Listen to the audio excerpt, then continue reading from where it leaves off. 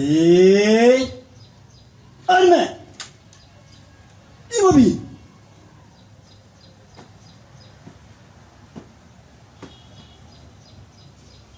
Monsieur le Président du tribunal militaire de Ganso Kinshasa Matete, distingué, membre de la composition, mon major, la police d'audience est rangée pour vous rendre les honneurs. Il faut présenter le prévenu qui comparait à l'audience de ces jours. Comment la police d'audience? Adjudant-chef Mickey Mateng. L'audience de ces jours est ouverte dans mon pied repos. À vous, mon major.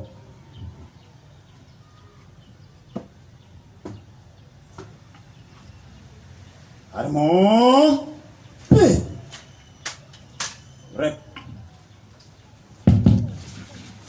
Numéro 15 bis, quartier industriel, 7e mairie limitée dans la commune de Limité.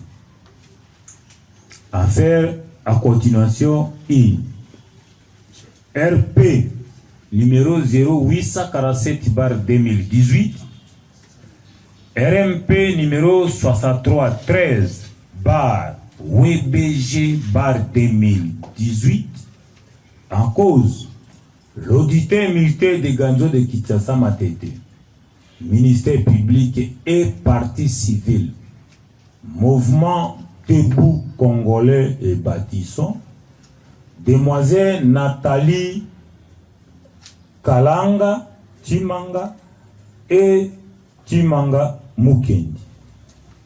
Code: les prévenus brigadier en chef Tokis Kumbo Gérard, poursuivi pour violation des consignes et meurtre.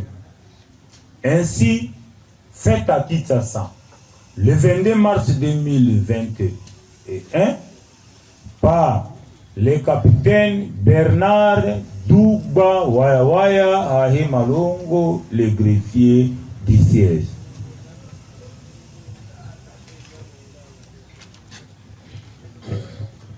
Ok. Prévenu Tokis. À la barre.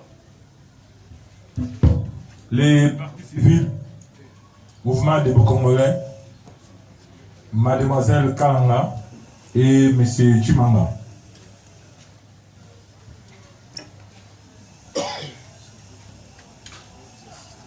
Oui.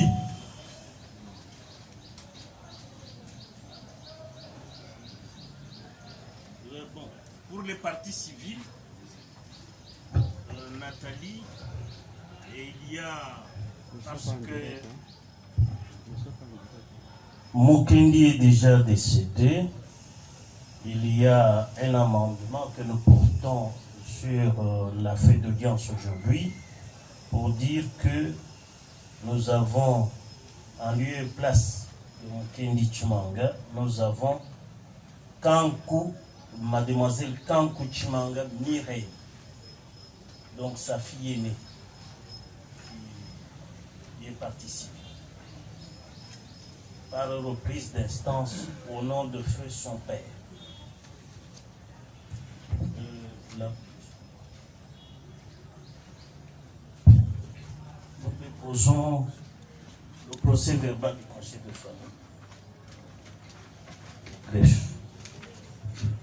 Que c'est désormais c'est Kankou Chimanga Mireille en remplacement du défunt Mukendi Chimanga. Le nom est là. Kankou Chimanga Mireille. Vous gardez ce pour le dossier. Merci, Monsieur le Président. Pour les partis civils de la famille de Rossi, c'est les deux-là qui désormais peuvent être considérés comme nos clientes. Oui, maître Bondo, faites acteur la remportation. Oui, donc maître Richard Bondo pour les partis civils, Nathalie Kalanga et Kankou Chimanga Mireille, conjointement avec Maître Claude Kanyekete Boba, avocat au baron de Kinshasa Matete, conjointement Maître Ntsatsa Patrick, avocat au même baron. Conjointement avec Maître Jaris Mwamba, avocat après la Cour d'appel de Mbandaka. Maître Jaris Mwamba, c'est pour la première fois? Non, non. Ça veut dire que tu étais ici? Non, Ok.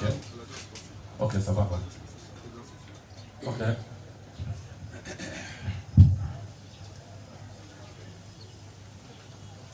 Oui, Maître Lopema. Oui, pour les comptes du prévenu, Maître Lopema libéraux de Kinshasa Matete, conjointement avec. Maître Guy Oracé, je suis avocat au barreau de Kinshasa Matete, conjointement avec. Maître Michel Elongue, avocat du même barreau. Et enfin, Maître Emmanuel Colin Mouloubi, avocat au même barreau.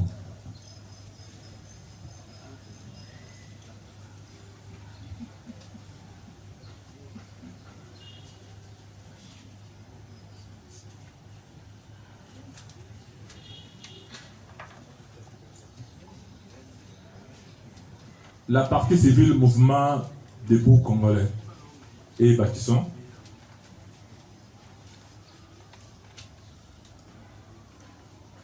ne comparaît pas. La République démocratique du Congo, en sa qualité de disciplinaire responsable, elle aussi ne comparaît pas.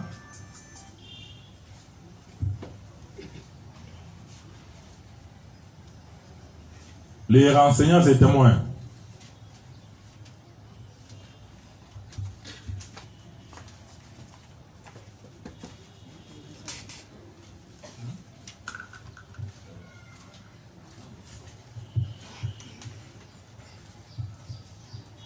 commissaire supérieur adjoint Lokeso, commissaire principal Yanga Apap, sous-commissaire principal Kavena Moutako, sous-commissaire Moussimbi Ngama Doudou, APJ Badine, APJ de deuxième classe Doudou Mafuta, Koi, Kabete,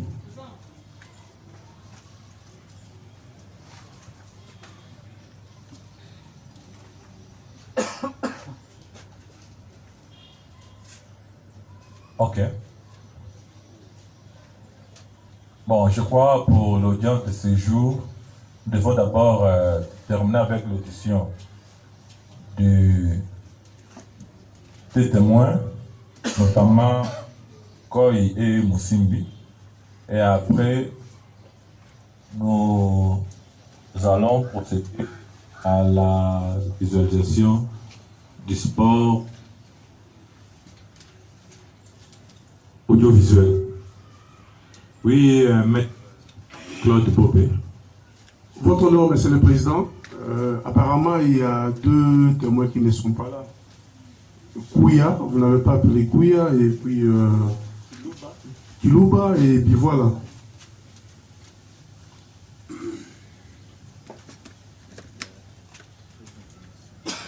Kouya, là-bas. Non, pour Bivois, là, je crois que c'est à l'audience de la remise. C'est pas pour aujourd'hui. De même aussi pour le commissaire supérieur Bilou. C'est pour l'audience de la remise.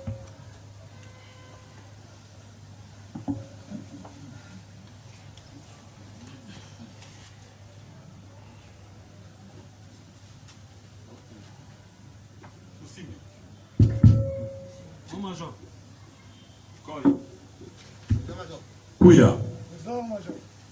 C'est Kouya aussi au Samba devant le tribunal.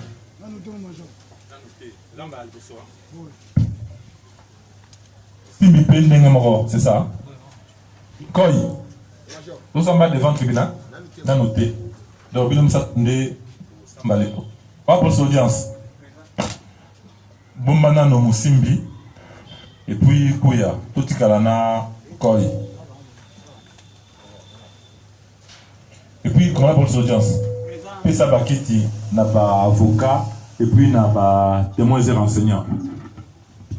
Puis ça va quitter, pas tout le monde. Est-ce que bon, oui? Merci beaucoup, Monsieur le Président. Les partis civils ont 2 témoins qui le proposent. Les milieux ne nous permettent pas de citer leur adresse. Mais nous viendrons vous les déposer au greffe. Ok. Juste,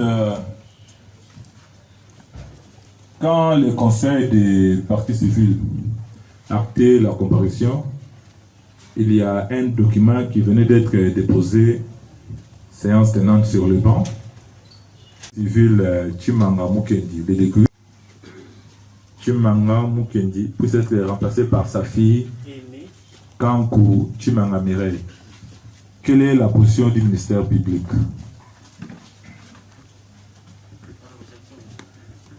Oui, monsieur le ministre. Ok. Pas d'objection de la part du ministère public. Je crois que ça sera de même pour la partie prévenue. Ok. Koi. Yo, Ebi, Tokis. Ouais, ça l'air. Tokis n'a bien, mon mais vous avez un lien de famille, tout à mon cousin, tout à mon cousin a été. Ah, les morts a été. Et c'est public. Nous avons les nommés devant le tribunal.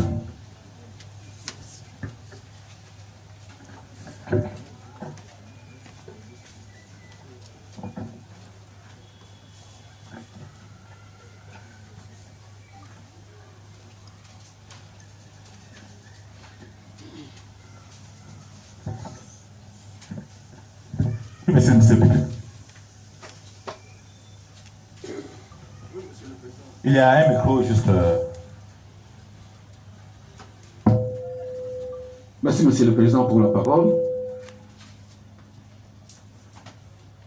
Le tribunal estime qu'il a un point devant lui.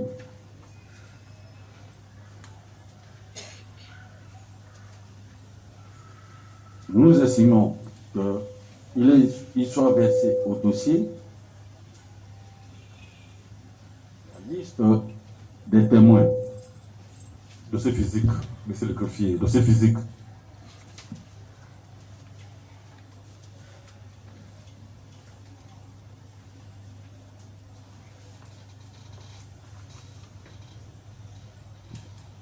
Oui, mais c'est plus continuer. Il est versé au dossier la liste des témoins et il y a un débat qui a eu lieu ici sur la qualité des cavenants et votre tribunal avait déjà pris position quant à ça. La question que votre tribunal pose au ministère public, c'est de revenir encore sur la qualité ou sur quoi? Mais il comparait devant votre tribunal.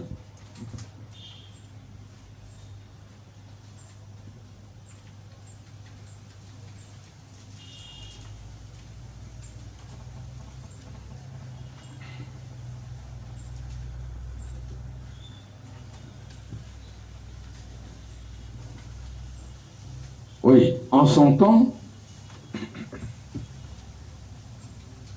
et devant l'officier du ministère public, il y avait l'instruction préparatoire. Le ministère public a envoyé une liste comme il est prévu par la loi.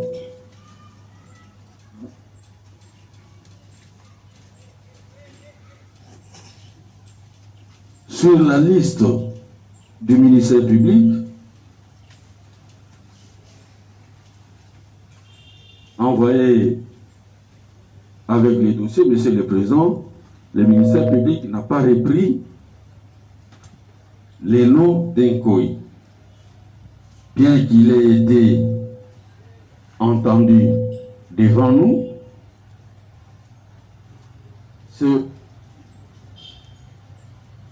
par rapport à ces déclarations, et aux déclarations des autres témoins concordant que le ministère public n'avait pas estimé opportun de l'entendre ici devant votre tribunal comme témoin,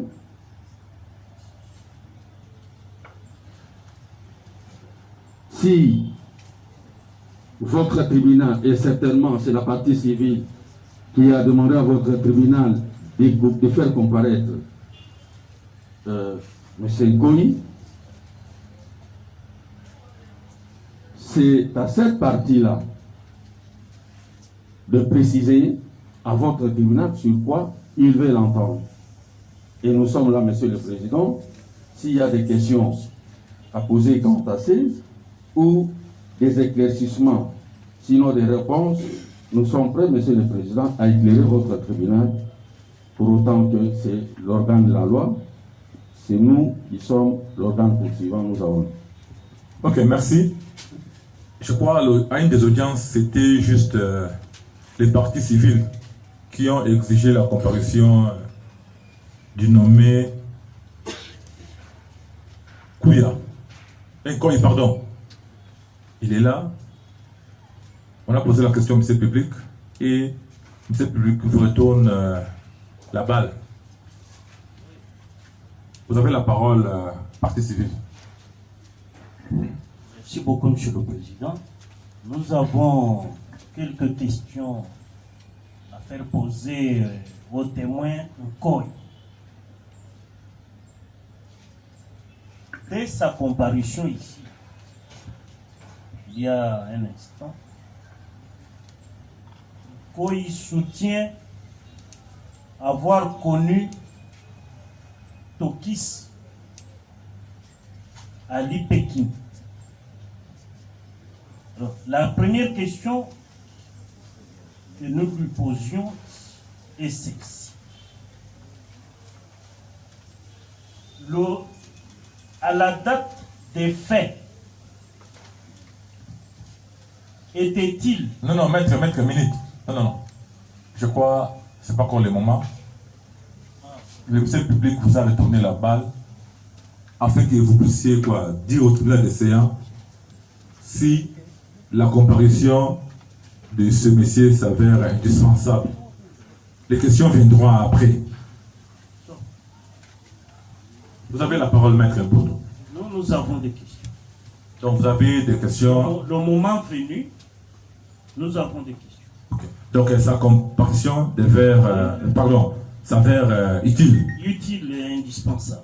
Ok, merci. Je crois l'article 249 du Code judiciaire et militaire, juste en ces alinéas 3 et 4. D'abord, je donne le tir de l'alinéa 3. Si le ministère public ou le conseil du prévenu sollicite au cours des débats l'audition des nouveaux témoins, le président décide si ces témoins doivent être entendus. Je passe à l'alinéa 4. Les témoins ainsi appelés ne prêtent pas serment et leurs déclarations sont considérées comme de simples renseignements. Je crois les discussions légales ne font pas allusion aux parties civiles. Mais toutefois, ce qui n'est pas interdit est permis. Alors, Nkoyi va comparaître devant les tribunaux de séance comme un enseignant et il est dispensé de la prestation de serment. Ok. Nkoyi. Yo komo nani? Nkoyi Degwali. Nkoyi nani? Degwali. Degwali. Oui, opeta. Degwali. Yo botami wapi? Na botami na Kinshasa. Na date nini? 1978, na botami le 10 janvier. Papa na komo na e? Degwali. Degwali nani? Nala benga na yebi papa ngai Degwali. Kaka Degwali suki wana? Oui. Akufa to azali? Akufa. Mama komo na e? Mama Charlotte Mpiana. Charlotte Mpiana. Oui. Akufa to azali? Akufa. Yo za mtu ya village nini? Azali muta Bozombali Gemena. Village. Bozombali. Oui. Ils ont la collectivité du secteur ni. Ils ont la secteur ya Gemena. Nakoli ya yotami ya Kishasa nakoli ya mon président. Nazana mo complication ko tuna. Ça complication. Et puis on dit nabino. Territoire nabino zani.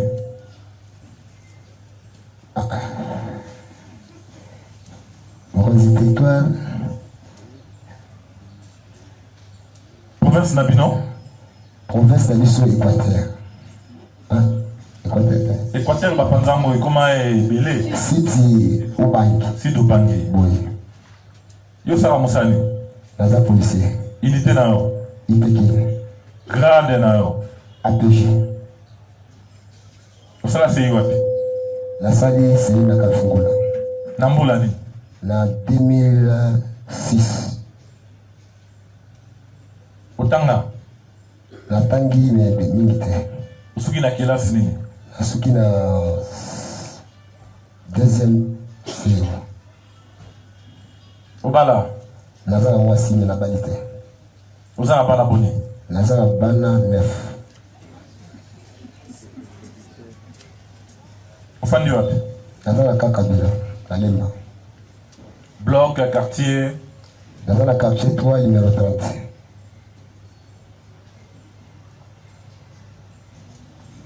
La date est le 25 février 2018. Yozaki wapi? Nazaki na Musala. Nazaki na Pesho. Wapi? Na terminus ya Lemba. Terminus ya Lemba. Oui. Ozaki na côté ya société Moloté. Na molo nazaki te doyaki ndekoya. Boutaki Pesho na terminus ya Lemba. Terminus boye Molo. Comme la fort. Usunga baninga bazaki na Musala kuna na poste ya Moli. Vous avez voyé combien au Boutaki point chaud à terminus? Vous avez plus près 10 personnes. 10 personnes? Oui. Vous avez un matériel ni? Vous avez un matériel te. À part nga ine nazaki na 2 gaz. Vous avez na 2 gaz. Pour ta kiamona matériel. Vous avez une arme te? C'est arme zalite. Donc on a bien une sur 10 vous avez une arme te? Zalite. Ok. Beaucoup mina société Molo. Oui, président. Là beaucoup mina makamne les gars qui en a exception. Avant de koma kuna bizozaki na poche ya terminus.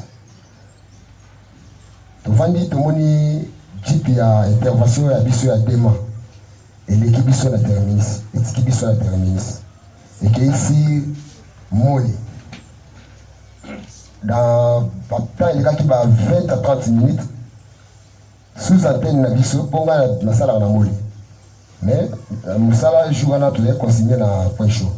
Sous antenne na biso Alexis. Abengi capitaine Joe, ya capitaine Yangala. Abi mo capitaine musala moi fort beau akitakoto na molo po mubule za makasi awa ba policier ya Major Karine ba momi mutu. Namoni commandant Pécho apesi commandement pour la section na autorisation 10 pour qui t'avait sur cette mole.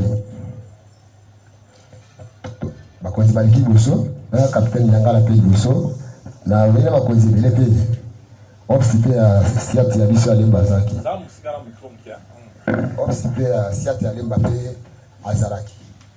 Tukitina na poste ya mole tukuti jipi ya Major Karine etemi si kwe miau totali vers en face na biso na église ya catholique la moni population en tout cas plein ya masikité donc plein mabanga ezobetama bakomi j'espère près na encore 20 mètres na bureau na biso ya mole donc personne ezaki ema impossible. La moni capitaine a bengi chef de poste wa tikala kina poste atuni à lui na maboko na bino bozala ba arme nyeso pour tozala na 3 armes na bureau ya bino tozala na 2 armes moko ezali ya 2 na bureau capitaine a bengi ngai koi kota na bureau tala arme moko ba biesa na kati ya bureau zwa mandoki wana otimba o protéger yango ngape na koti na tali so tsaka ba arme wi na moni pe mandoki moko za wana za arme aka na zwi yango na bimi nango libanda pour des ordres de temer kaki nazaki na bobangi ya kosala monsieur sécurité na kati pona zoto oma rapidement pona so banga ko attaque le kaki makasi babangi leki na bimi na bando kende ba capitaine wana ba ngosi ba pusani ba comme na kozongisa déjà population ba comme kende faire église ba leki déjà ba comme déjà école ba comme kozongisa ba leki école ngasko na tikali juste na poste porte école na sali monsieur la sécurité na kati chargeur na contrôler na ta munition na kati na kuti 3 munitions na kati ya chargeur nanga na songisi na fi arme na ngai na lati yango ndinga pisenga mitinda bai ko beta te mais protéger en wana na fi pe na lati yango arabandera na quelques minutes l'équité na fatigué na moni mashokari na tindi ba élément oyaye bi kanga policier wana babandi oya faire ngai pe ngara bango pe nyusa lokola pona yebe loko moko te mais problème ni ngala bindo ko tout ça moi ba discussion na bango na moni le capitaine pe apusani ba kondisu ba pusani wana babimi asali ni ye to yena kaka siko yao asaki ate tellement major avait système ba kanga capitaine asinga ko yiko se dégager te soit mandoki lokola 5 armes pesa ba mandoki na via na zaki nango na pesi na boko ya major kari na 3 munitions na kati mais les manes ba simbingai quelque temps général Abisso commandant ville a quitté sur le terrain. Le général a commis avec une vers église. On peut major quand il fait la vers église, bah les manes va zunga pe bazunga nga pe vers église devant général. Avant de nous qui a ce général qui non mutu a bomi aussi avec ça si yeyo. Ngabonga pe na de la kaki émotion la mais moi je ngana salini bonga na zalaki na ngati je suis innocent na yewe kaka tuende koya makambo na Rosi dagu makamba ke abomi rosi mamukuta rosi na yebi kutangote. Nami rosi kutu na yebi ete. Na nenge ba beto sa nazalaki pete na tibe ko yebati. Na bandi ko réclamer ça réclamation à l'état général mais na moni PD ya biso ya IPEKI na population bazolo bake ya innocent yete innocent bo. PD ya zaki ba sala alsite bozo yebo chena na chip. Basi ngape achenga na chip. Utama chenga na chip. Avant que ba chenga na chip. Suicide na nani suicide na biso point ya tomaki tomona kete azalaki suti la terre eska ke ndai pe éviter quelque temps na moni suicide na zoya kuti ba kenga déjà kraka suicide na komiona atuninga yo susuni nga bika bazo la kenga nde na moni abiya gangi oh mais yo te yo zalaki te moto amomi ngai nde na kangi na pesi na boko ya major Kari bati na chip non ça c'est pas possible mais faut dire ça général. Pourtant, on a un débat naïf général, on a si la suite ya général. La suite ya général, na koti, na soli là, na ba difficulté nga a nzambe na ngai na toka na yebi kambuté kolo. Tala makamlinga yaka yo moko za nzambe ya juste kutela nga makambo. Et na soli là, na yoka kuna mutaisi ngai ko yo soli la nini? Ngai na kanga mpona yo na tali boye na moni ye sous-antenne. Yepe bakangiye ba chepi la chip. Abinga na kanga mpona yo. Parce que la Bible n'a pas dit parce que ça, il y a une ça, il y a le côté. Ngai na aucun type partout na côté moyen. À maîtriser qui ngai, la zone qui maîtrise, pour le moyen général, tu es Saint-Joseph, Saint-Joseph, le général a quitté à côté, à ça la banquette, il y a encore il y a Rossi, à côté de Saint-Joseph, à contrôler général Ekobima. Et le général Abimi, va démarrer suite à général. On a fait un second élément au côté, qui est aussi la coupe de la iPhone et bien le côté. Le manuanati na Ipekin. Ipekin, pego kitsangai, ndeska ngane ko mona collègue oyo Tokis, ngane ko mona le na Ipekin. Pona eba kipete bakangie. Na ko mona na Ipekin na yo mona na commandant Alexis. Biso misatu ba côté na bureau ya PD titulaire, colonel. Va présenter biso de vaille PD adjoint à PC colonel l'explication ninga kita ici le terrain ninga kangi biso amo colonel FC no tinda bango na pour de OPJ na pour de OPJ mutamba biso ezaki capitaine Nguma, j'espère auti okufa dans sa mabele yenda yambaki biso capitaine Nguma era biso nakutaki mpe bakonzebe mpe na kati wana ya biso ya pede bazaki mwa mingi nazolela kaka nzambe na ngai nzambe moko lobela ngai nzambe tali kambo lobela ngai nzambe na ngai namoni capitaine Nguma abandi ko babande auditionner dans sous-antenne na zambi wana tititi la sisi babandi siko sala ba contrôle na bango ya mandoki ando sala contrôle ya mandoki ndenge batala ba soki baye basoki mandoki petit do petit atuni ngai atuna ikutunga te atomboli kaka mandoki kolo abi oyo mandoki ya nani ngala bi ya ngai bokonzi kasi yango asali test ndenge asala kachena solo miki wana anisi uto alipite mandoki oyo petit azui apesi mususu azabandaki plus de 7 na kati ya biro bango bazali ya hotelema bakeke ya weteti na suka bazongisi mandoki babi mandoki oyo epetite azui mususu atomboli abi oyo mandoki ya nani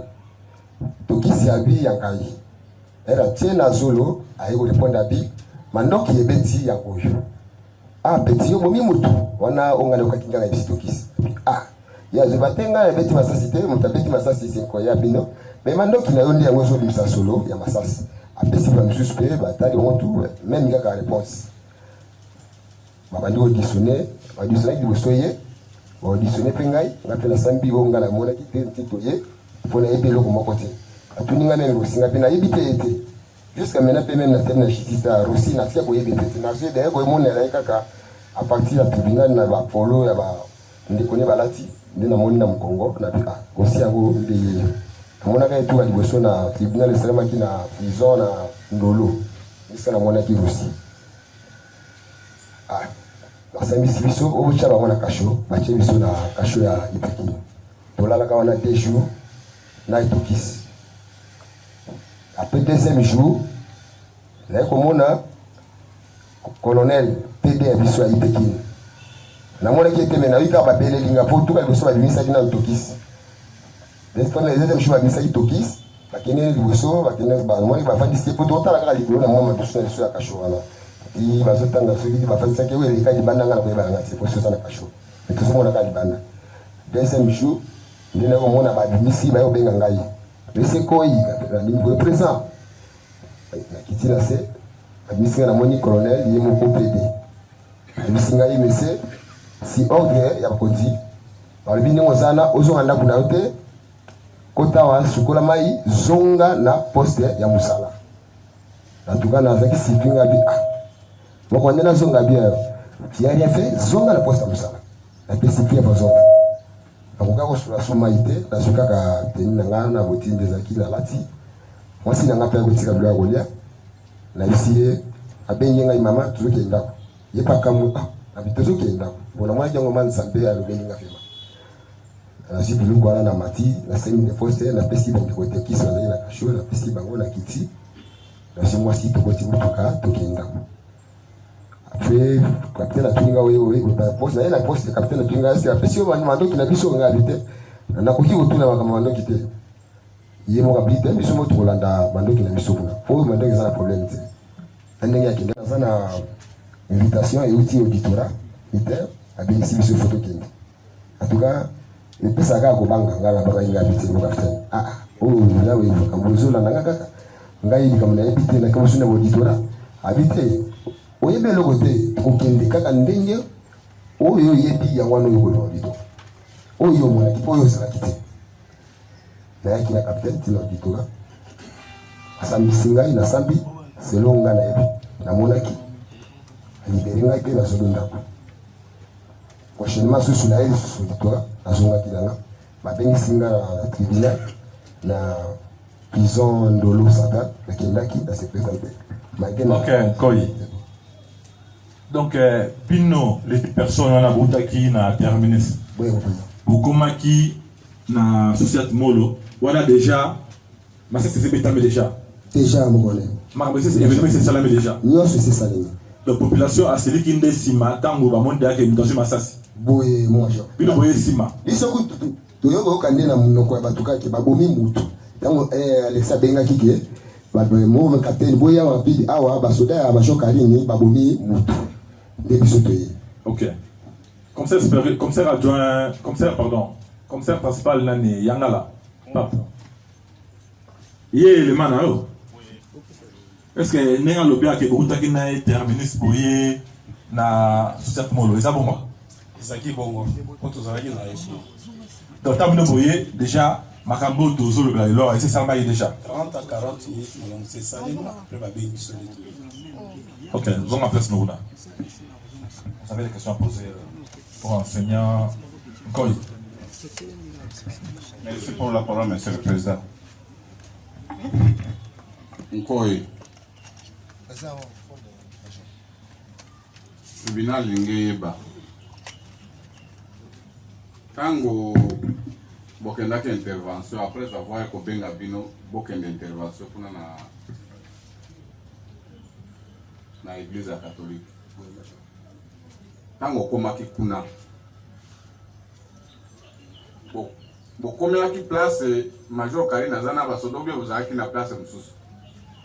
Biso tokomi tokuti type ya Major Karine ezali vraiment donc ezongi etiki bivant na biso ezongi masiri coin miao église eza kuna avant comme église il faut l'équipe bivant na biso école biso komaki mbala mo kula te église ngati ngala koma l'église te na yaki directement capitaine a pesinga out kota zwa mandoki pour peut déjà population ba komi près ba 20 mètres na bureau fezaki ma fait ya makasi vraiment bureau yango bokutaki bato mosusu oyo botikaka bango na kati mpo bozalaki détaché quelque ba quelques éléments batikaki na poste na adjoint na lelo tango capitaine azoyebisa yo ke kota na kati ya bureau ozwa arme azabana koyebisa na telefone oyo ozalaki na esika tozesika mwana capitaine mutu oyo yo olobi ke akosambela yo ti oye kokuta ye bakangi ye kraka boke na ye ti na ye Pekin. Weza bongo te mokonzi ye biso de ya basu santé na biso to komi tango général a komi era bakanyinga major kanina kanyinga na mo to komi na mona ipe sous antenne te nandi bakanyinga pe na mona kete mais elle siko ba moke nanga pona ke na jeep nde sous antenne azoya avec na ba fact mo ba document mona boko na akoyi ba moko na akamwa da civil akamwa bi yo sa kini ngabi moi c'est ba kanginga ba linga inde na bomi ya kangi mais c'est pas possible yo bomi te muta bomi ngane na kangi na pesi Major Karine bino uzaki wa te bino boyende kuya sous antenne comment est là Alexis boye mo Major comment est les Alexis ya kangaka moto oya bomi Rossi apesi Karine boye na maluna munoko na yi tango ngunga wana nyoso salaki wana omona kitokisi ngai en tout cas mon Major expert ngai na tokisema na tikale koyeba te ke bakangi policier ya Major Karine na ko kaka ndenge Alexa lobike pour les soldats na ya kanga bomaki ngasi na kangaki na PCA Major Karine mais na ebite ke sa tokisi na ndenge bakangi wa chena chip na yebi na ngapete na boni na tikale pe komona pe yeti ngai ne ko kutana na tokisi na Pekin baziki tsabiso na kati ya chipo na ki ya kanga batena na sia merci na mwana pele keke pese pe badaya okangama donc na mandoki na bino misato wana oyo balobaki ke moko ezomona na te mais mibale ezalaki na bato mandoki ya biso ya poste te de mandoki ezali na boka ba moko nde balobi okende oluka yango na ndako pe okuti yango cela veut dire que mandoki nyonso misato wana ezalaki kaka na bapolisier oyo ya bino ezalaki na bapolisier oyo bayaki na Karine te ya bino moko ya poste. Merci. Merci, Président, pour m'avoir accordé la parole. Au coin du tribunal, distance, il y a sous cette molle-là, point chaud, c'est à peu combien de mètres, combien de kilomètres? Distance, il y a sous cette molle-là, place point chaud, et ça dit. En tout cas, mon capitaine, ils ont mon distance. Distance, ils ont mon distance. Ce qui m'a indiqué, les lignes à poste, et bien, pourquoi on a terminus? Qui a surtout ça qui attention à ça. Mais en tout cas, tout le monde qui a voté. Ok, merci. Oui. Mortel. Tant que yo qui classe commissaire supérieur Karine Azali. Ukutaki Azala banani. Nakutaki Azaki tout près la première la chip na ye. Ben les manes de Bazaki étaient avancés na école hein. Na école kututé. Vous pouvez bureau na biso kaka. Bazaki pas distance à musikate, bazaki pas distance ya ba 5 mètres. Ya tenu musachi. Ben les manes bazaki bosso na ye. Puis bosso à bureau na biso. Pour population les gens comme déjà na niveau ya ba 20 mètres na poste. Ba élément la union so ou bien ndambu na jeep ndambu na C. En tout cas, mais c'est mon capitaine a contrôlé qui va monter. Yé moko banaye osani. Yé en tout cas na zai contrôle na été mais na mona ki azaki na position a telemi buso jeep na ye. Azo pisaka ko solo na ba élément ndenge za kaka na musala azo loba mais na zai intéressé que mana machoka limité pour biso tout comme qui déjà et puis dépasser to komi full to kutaki mutu na mutu to azo lugana na position ni o akutelemela. Nde capitaine yako kisangana na bandenga na makamba mandoki babi pour longolana na mandoki na kacha biro parce que amone déjà que position population zo na ngo comme ne ko buka pe biro alors arme ko zana kati tena isenga bikende ko zana na mandoki na kati zoa protéger yango ndenga na kotaki na suya ba élément oyo bazaki pembeni ya major Karine bazalaki na minduki oui bazaki na arme ba arme yango ba marque ni ya arme wana mona na contrôler ki yango te mo capitaine bazaki na ba arme bazaki na mandoki Koi major bino boye 10 oui major yo na mkonzi na bino yanga la pape c'est ça non oui major bokomi boye omoni ba élément na bino ya tout cette molo basa wana basali omoni pe ba élément intervention basa pe wana oui major na mkonzi na bango oui botali po ba élément na bino yi bango osala na bango non asala ina bango mais na za susu ba élément oyo ya bino ya associate oui oui bango na yebi siko yo o ba pa ba ye omoni bango pe amona ki bapaya bo papa ya ona oui major ndenge omona ki balai na manduki combien en tout cas major na tango wana na kokai ko identifier bango te kokaki te mais bazaka na manduki moko oyo omona ki namona ki onga na komona na miso yango kozala ba 2-3 armes namona ki na miso nanga mais pona ebakeza combien na ko ebaki major donc yo omona ki 2 ou 3 oui major ba arme penza oyo manduki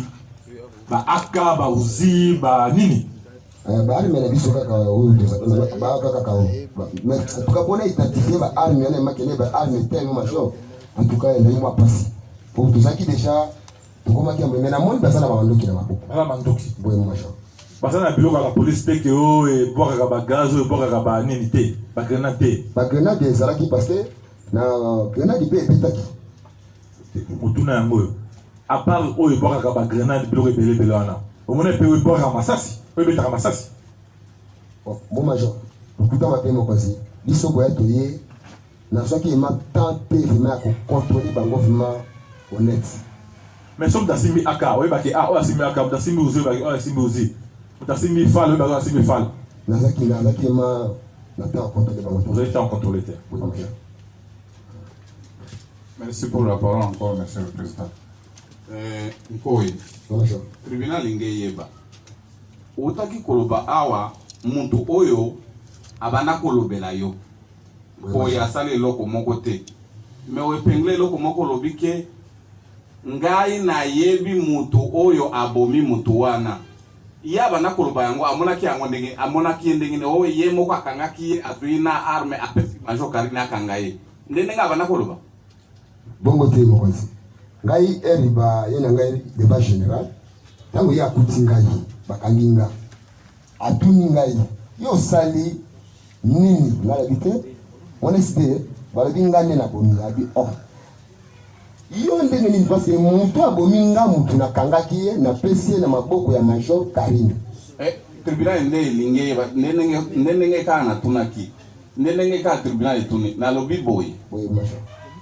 ya lobi ke mutu oya bomi to kangaki to pesi major Karine ye azo témoigner makambo wana oui major siko bokomaki na ye na ipekile oui major ye na yo nani batika ki liboso ye batika ki liboso après ba ye kotika yo sima na batika ngasi sikoyo ye tango bolalaki na ye kuna ya alalaki te. Alalaki te. Oui. Bon, tango abanda koloba ndenge wana atikali koyebisa moto oyo ye akangaki oyo apesaki na maboko ya Karine.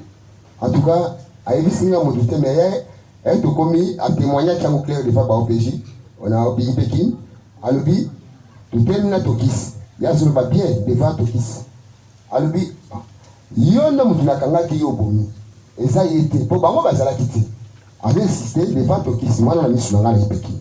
Moto yango ya banda koloba ke akangi abomi ezaki nde tokisi. Boye mon major. Merci. Avez-vous des questions à poser aux renseignants, aux témoins qui nous donnent des renseignements ici? Pardon, Koyi. Vous avez la parole, monsieur. Merci, monsieur le président.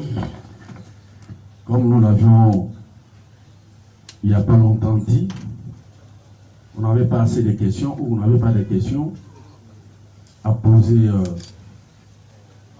à Koyi. Mais sa déposition de tout à l'heure a influencé notre intelligence pour poser une, sinon deux questions. Koyi, oyebisi biso olobi na tribunal que bakangaki yo sur rapport commissaire supérieur adjoint Kari Lokeso Koso asalaki na général nde mitindo koya eke bakanga yo. Tango sous-commissaire Alexis aye akuti yo n'état d'arrestation atuni yo osalini olobi na ye bakangi yo balobi ke yo moto obomi lelo wana commissaire supérieur adjoint Karine azalaki wapi tango bozosolola yo na sous-commissaire Alexis? Tango commandant Alexis azotuna ngai ke yo osali nini. Major Karine elle était là avec wana mais tozaki na ba distance na ye déjà ya ba 3 mètres parce que wana bakomi ko kende na ngai ba ko tsanga na suite ya général azalaki nzinga na yo na distance estimée à 3 mètres. 3 mètres à 5 mètres. Pour 3 à 5 mètres. Oui, mon président. Ayokaki ndenge Alexis Azaiko tunayo. En tout cas, na évité mon condition qui ayokaki. Voilà na évité. Alors, maman et motuna na ngezarime oyeba. Oyeba. Boni ezalaki réaction na ye. En tant que commandant escadron, payer mon tapis ordre que bakanga yo. Bokonzi intention na ye ngai na koyeba yango te oyo azali chef. Ngai na uti kosala mesure de sécurité. Na lobby intention te réaction. Réaction na esi ngai. En tout cas réaction na esi ngai vraiment na koloba nini bokonzi. Po ngai na yotika kangai. Na wandi ko se défendre tout pour aller comme côté. Mais ba continuer là ba kusani wana ba capitaine yangala ba yaki ba tuni nini ka major akola ça insister bokanga ye.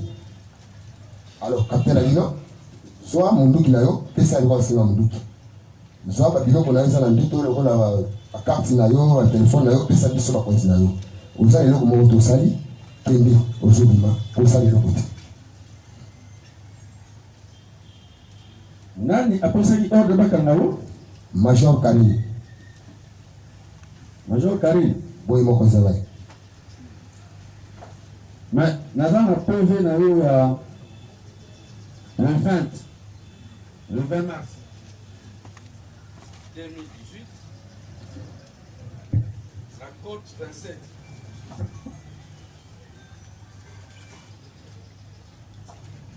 Totunaki Oboy.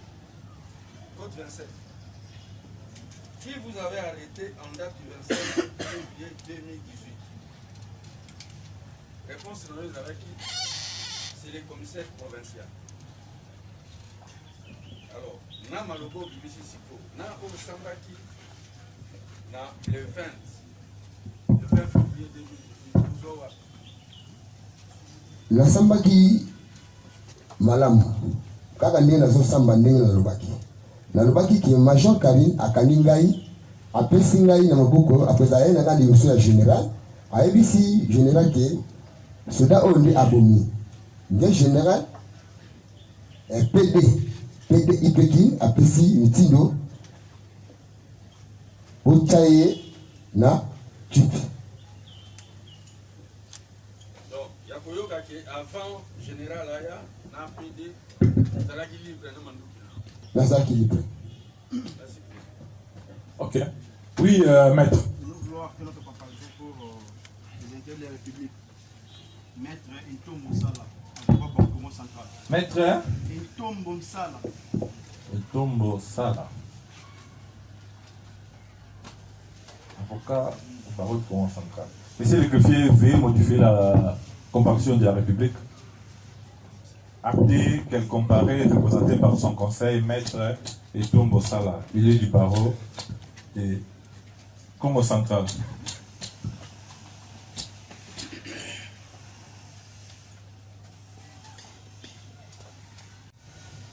Vous avez exigé la comparution de Koy. Alors, posez vos questions. Merci, Monsieur le Président, pour la parole. Bon, nous suspendons momentanément.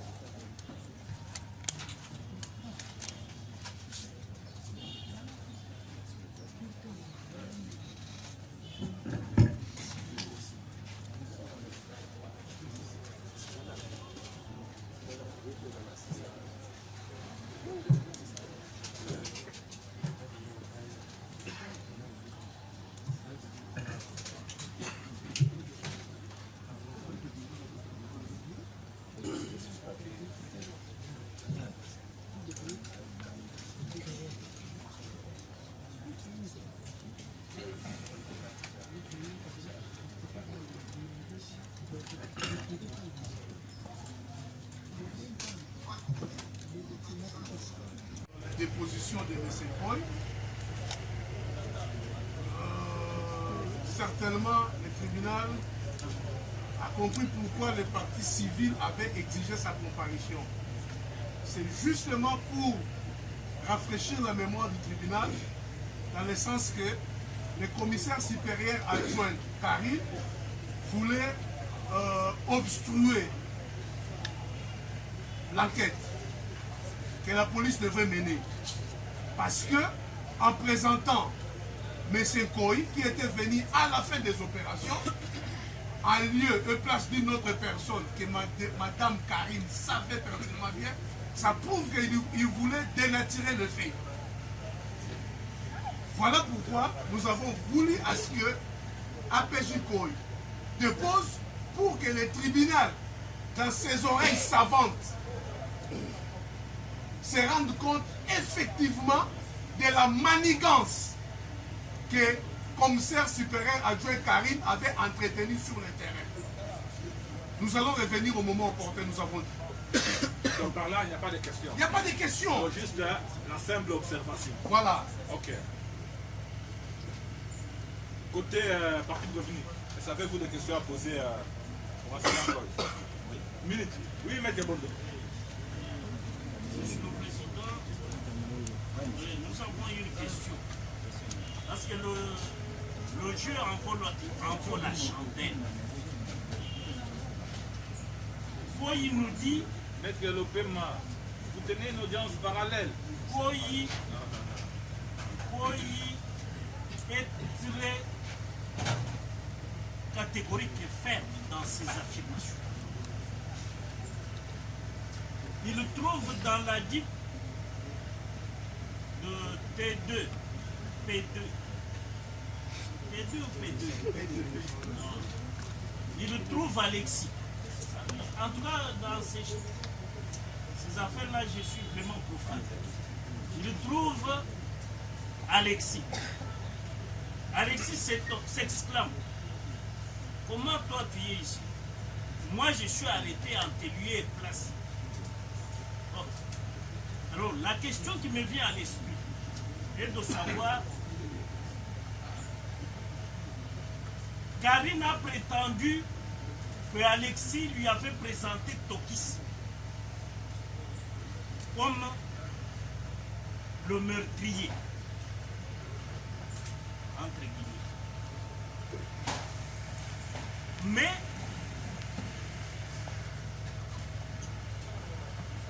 la DIP, au moment où ils vont à l'Ipékin, Tokis descendait-il de la DIP de Karine ou de la DIP d'un autre officier? Voilà. Ok. Koi.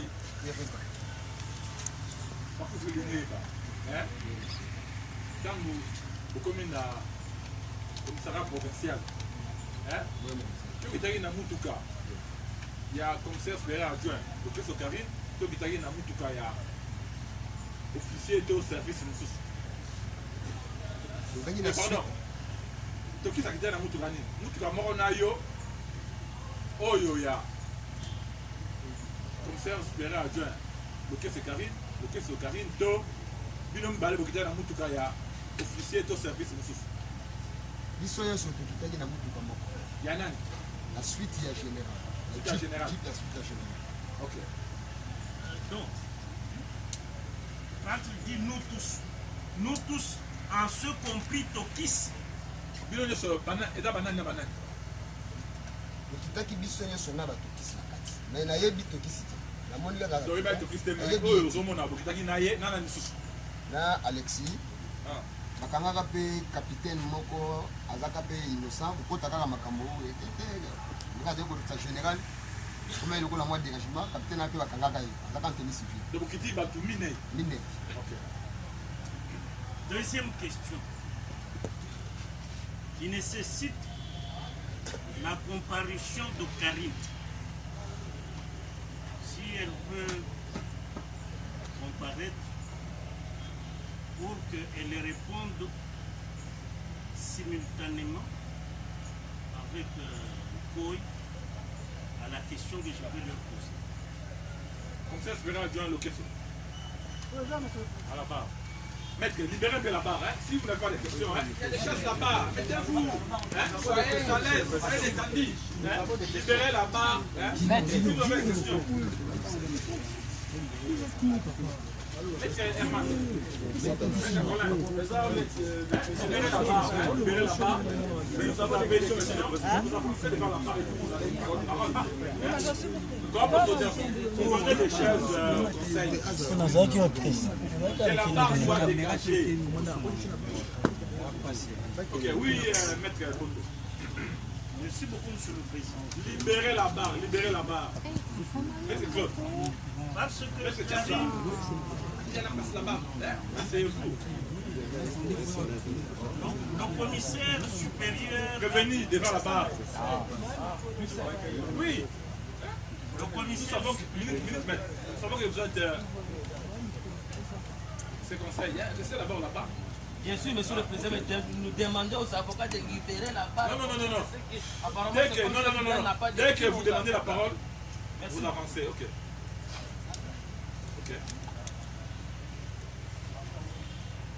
Koi et Alexis, dans leurs procès-verbaux, sont catégoriques. Et Koi vient de réaffirmer ces déclarations. C'est pour cela que j'adresse une question à Madame Karine, commissaire supérieur adjoint. Peut-elle affirmer que son garde du corps qui a tué Rossi Modeste Bivoila, qui était son garde rapproché, à 2 mètres de l'endroit où se trouvait Tokis, c'est-à-dire les manifestants, ou bien c'est Tokis qui était à 75 mètres à dire de Dafenda. Je crois, avec le Bondo, on a appelé les témoins, on a appelé les témoins, comme ça, c'est adjoint, bloqué sur Karine. Nous avons cru que nous vous allez poser quoi? Une question commune. Oui, c'est une question. Je vais y arriver. Non. Vous parlez de Bivois là, tu ne comparais pas aujourd'hui. Vous parlez de Tokis qui a été attiré à 60 mètres. Non. Posons des questions en rapport avec les dépositions de Koy. Karine peut-elle affirmer, soutenir ce que dit Koy, que Alexis, le non apparent, lui a dit à Karine que c'est son garde du corps à elle et donc Koy qui a causé la mort. Maître Mondo, pas son garde du corps. On parle de Tokis qui a causé la mort. C'est ce que Koy venait de dire. Vous posez la question en rapport avec Tokis et non en rapport avec le garde du corps. Non, je parle dans mon... Quand je parle de garde du corps, parce que Tokis c'est un élément de l'escorte de Karine. Tous ces incohérences, ils allaient pas à monsieur le greffier. Mokolo à Salaka étude et bien lecture, il y a ma PV d'audience. Les gens ont belé, mais il y a un peu à Kobongisa. Par rapport à la munition, on a trouvé qu'il n'y a pas de Tokis. Quand on a contrôlé les chargeurs, c'était 6, ce n'est pas 10. On est un chef de ça qui est donc. On a rectifié d'abord. Tango komaki sur le lieu. Ozwa kita ya bosolola nawa elema oyo kutaki bango sur place. Donc moto ayaki pa na ngai le sous-entendé là. Sous-entendé là, donc le responsable qui était là, il ayaki pa na ngai le sous-entendé là. Au moins, les policiers ont été entendus, peut-être, il y avait une dame, puis ils étaient au nombre de 2, non, apparemment. Les policiers ont été entendus. Les policiers ont été entendus, ou bien les policiers ont été entendus. Les policiers ont été entendus. Yes. Ce sont mes policiers.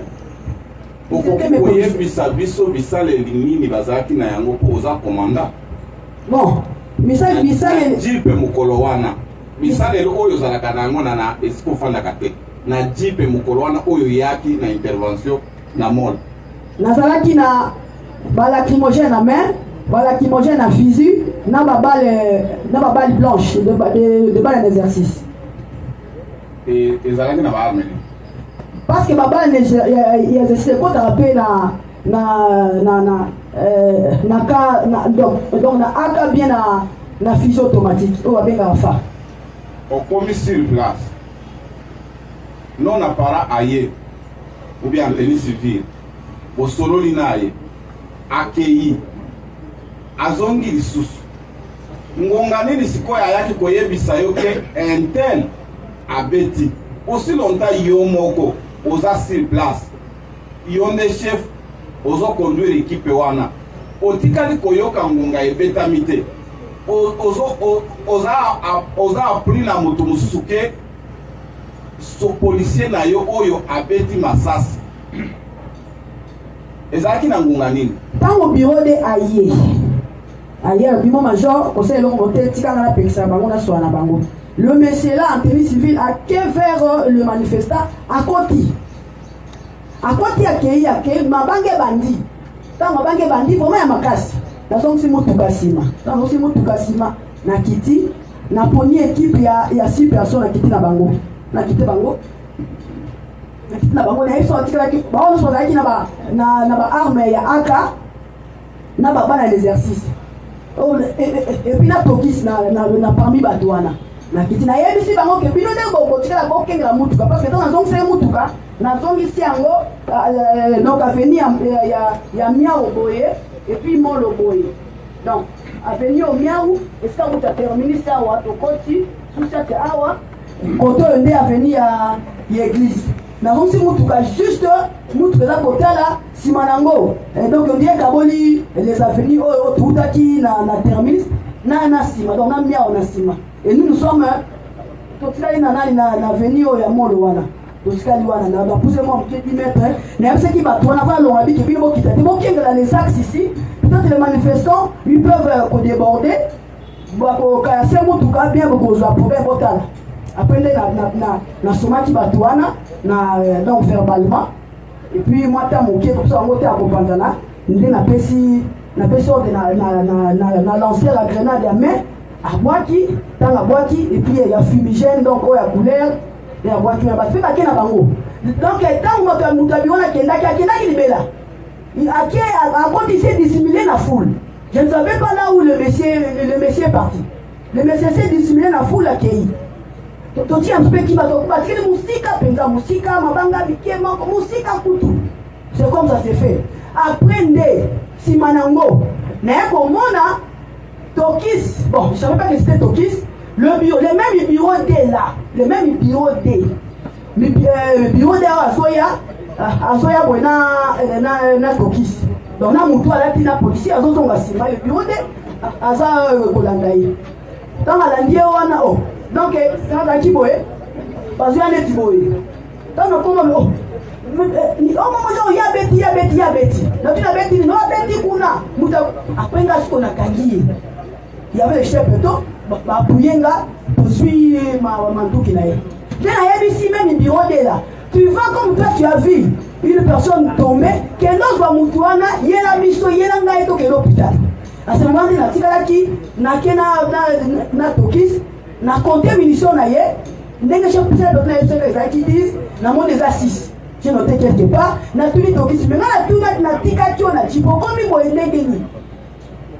Et c'était comme ça dans la tienne bakaka na joindre ye na nyase kabibi na droite et na niaji na trengi na kati.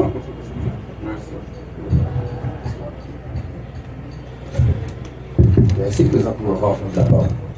Commissaire supérieur adjoint Karine Nokesso.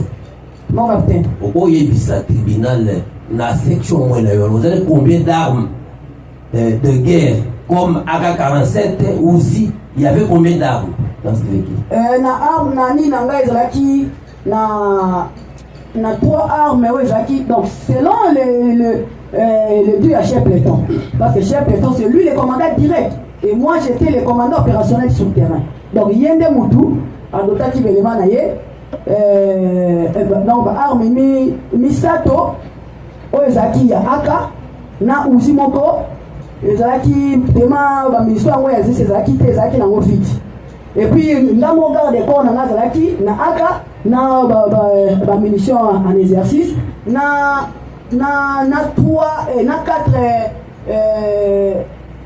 na FLG. Ok. Quand tu as déployé les éléments sur le terrain. Oh, on a trouvé qui sur le terrain, je ne sais pas. Ok. C'est-à-dire que dans le véhicule, il y avait d'autres armes AK qui étaient dans le véhicule. Oui. Combien d'armes AK? Parce que tu avais 3 armes AK.